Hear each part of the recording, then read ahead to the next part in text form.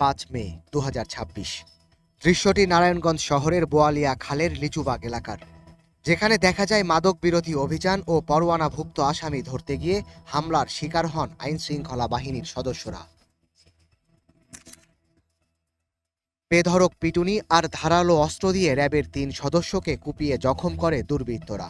হামলার পর রাতেই চালানো হয় যৌথ অভিযান। উদ্ধার করা হয় দেশি বিদেশি বিপুল পরিমাণ অস্ত্র ও মাদক। আটক করা হয় 13 জনকে। পরদিন 6 মে ফতুল্লার হাশেমবাগ এলাকায় পুলিশের সদস্যদের অবরুদ্ধ করে ছিনিয়ে নেওয়া হয় 5 আসামি। এছাড়াও রূপগঞ্জের চনপাড়া এলাকায় পুলিশের গাড়ি থামিয়ে ছিনিয়ে নেওয়া হয় একাধিক মামলার আসামি শামীমকে। গেল 30 এপ্রিল পুরান বন্দর এলাকায় ছিনতাই মামলার তদন্তে গিয়ে সংঘবদ্ধ চক্রের হামলায় এক পুলিশ সদস্যের আঙ্গুল বিচ্ছিন্ন হয়। পুলিশের কাছ থেকে ছিনিয়ে নেওয়া হয় অস্ত্র। এছাড়া 9 মার্চ শীতলক্ষা পুলিশ ফাঁড়ির সদস্যকে কুপিয়ে অস্ত্র ছিনতাই ও 15 মার্চ উকিলপাড়া রেললাইন এলাকায় 2 পুলিশ সদস্যকে মারধর করা হয়।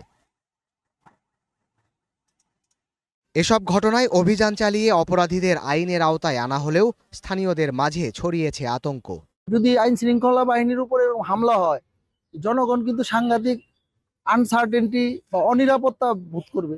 আমাদেরও তো এখন বাড়ি থেকে বেরোতেও ভয় পাইতেছি, সবকিছুতে সমস্যা হইতাছে। পরিস্থিতি এত খারাপ হয়ে গেছে যে সন্ত্রাসীরা আইন শৃঙ্খলা বাহিনীদের উপরও হামলা করে। জনগণ আতঙ্কের কোনো কারণ নাই, কারণ জনগণের নিরাপত্তার জন্য আমাদের এই সাঁড়াশি অভিযান। মানুষ যেন ভালো থাকে, শান্তিতে থাকে এবং নিরাপদে থাকে।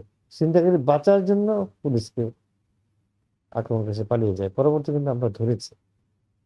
আপনারা জানেন যে আগে একটা বিস্তরের কথা বলছেন যে পুলিশের লুট হয়েছে, আমরা কিন্তু উদ্ধার করেছি এবং আসামি অ্যারেস্ট করেছি। গেল 2 মাসে আইনশৃঙ্খলা বাহিনীর উপর একে একে 6টি হামলার ঘটনায় জড়িতদের দ্রুত আইনের আওতায় আনার কথা জানান এই কর্মকর্তা। আপনারা জানেন যে বর্তমান সরকার কয়েকটা জায়গায় বেশ প্রায়োরিটি দিচ্ছে, তার মধ্যে মাদক একটি, অনলাইন জুয়া একটি, চাঁদাবাজ এবং সন্ত্রাসীদের একটি লক্ষ্য রয়েছে। সো এই সকল বিষয়গুলোতে আমাদেরও নজর রয়েছে, আমরাও তালিকা করছি এবং আমাদের সুনির্দিষ্ট তথ্যের ভিত্তিতে আমাদের অভিযান ভবিষ্যতে চলমান থাকবে এবং আমরা এটা কন্টিনিউ করব। আইনশৃঙ্খলা বাহিনীর দাবি, এসব হামলা ও অপরাধের পেছনে জড়িত মাদক ও ছিনতাই চক্র। তবে সাধারণ মানুষের প্রশ্ন, আইনশৃঙ্খলা বাহিনী যেখানে হামলার শিকার, সেখানে তাদের নিরাপত্তা নিশ্চিত করবে কে? Desk report, star news.